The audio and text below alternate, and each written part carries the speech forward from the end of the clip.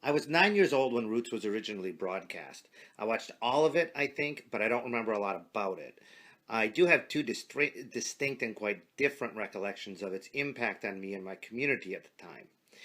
First, I remember that not only did this miniseries feature every black actor I'd ever seen on television, it also included a lot of white actors I knew from other TV series.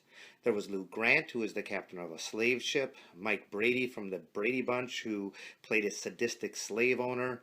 Um, and they stand out in my memory because I had this jarring reaction to them.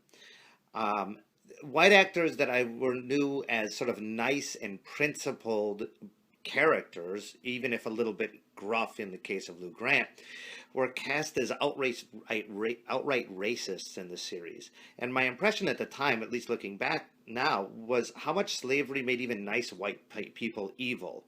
And although I didn't really connect that much with that in 1977 when I watched it, I think it was a formative idea in my own interest in the destructive tendencies of whiteness as a racial identity.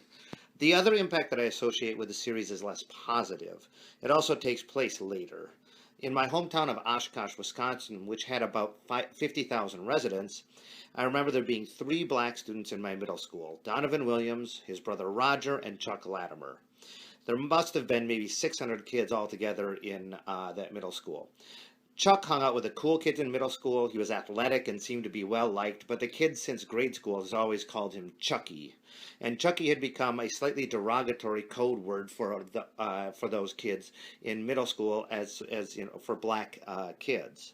By middle school, though, a number of kids had taken to calling Chuck Toby, after Kunta Kinte's slave name in Roots. And in fact, a lot of them took to calling him Toby like they did in the show. And my impression at the time, at least, was from watching those kids, was that Toby wasn't intended to be a lot more derogatory and closer to the N word than the nickname Chucky was. And maybe it was just part of the white kids sort of, becoming introduced to pre-adolescent sort of racism. Maybe this is the age at which racial difference starts to become a bigger issue for those kids.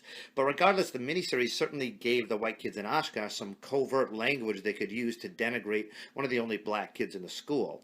And it also gave them license to use the N-word, in part because they saw it on TV, and so they had that excuse that it was okay.